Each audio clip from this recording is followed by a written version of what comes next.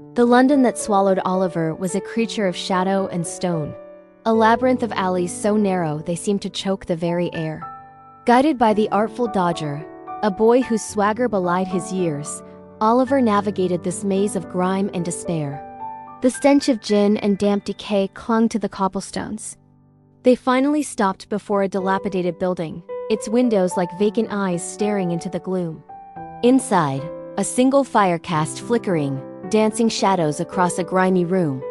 Several boys, their faces old with a knowledge Oliver couldn't comprehend, stopped their chatter and turned to watch him.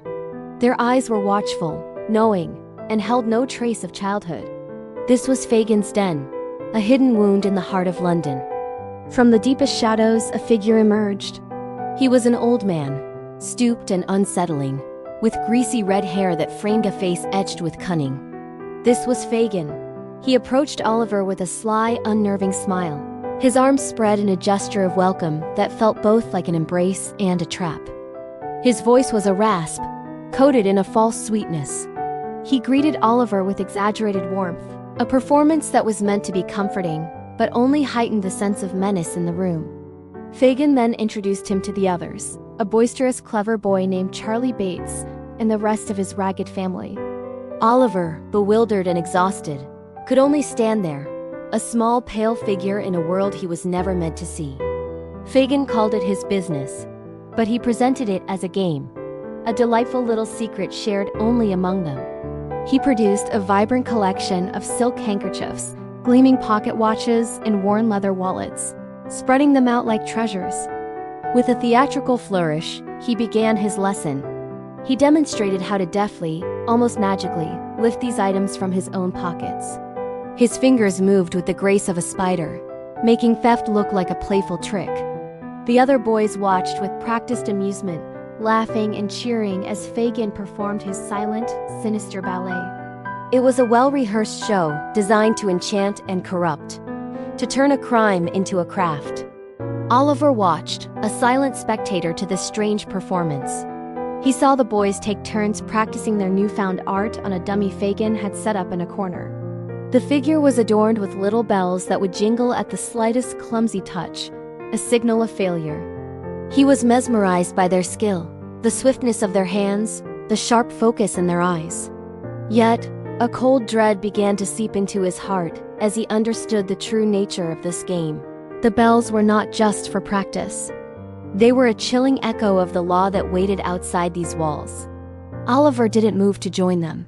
His innocence, pure and unwavering, was an invisible shield against the lesson being taught.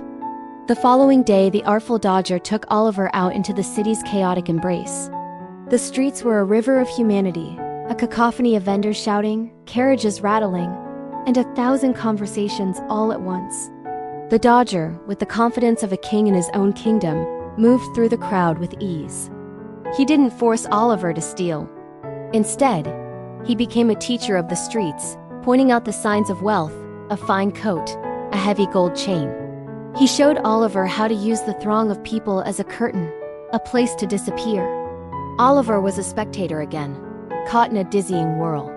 He felt a flicker of admiration for the Dodger's fearless confidence, but it was quickly extinguished by the gnawing voice of his own conscience. That night, back in the den, sleep wouldn't come. Oliver lay on a pile of rags, listening to the distant, muffled hum of the great city. He was not alone, surrounded by the breathing of the other boys, yet he had never felt more isolated. A profound moral conflict raged within him. This grimy, foul-smelling room offered a strange, twisted sense of belonging, a family of sorts, something he had craved his entire life. But the path Fagin was laying out for him felt like a descent into a darkness from which there would be no return.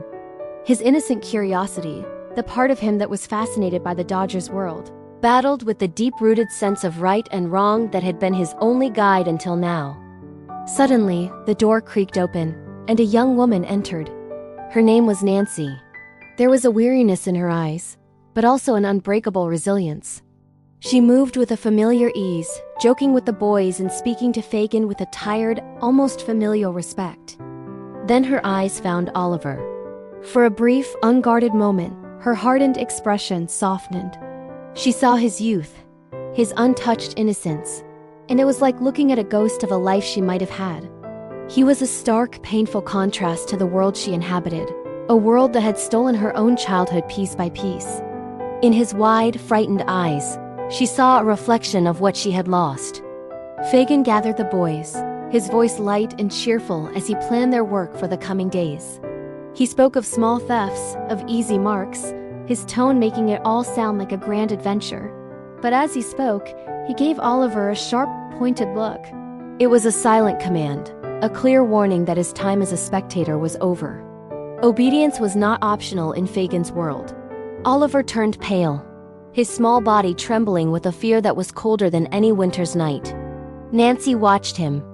She saw the terror in his eyes, the silent plea for help. And in that moment, a quiet, fierce resolve took root in her heart. She would not, let this boy be consumed by the same darkness that had taken her. As Fagin's voice droned on, detailing plans of deceit and theft, Nancy made a silent vow. She would find a way to protect him.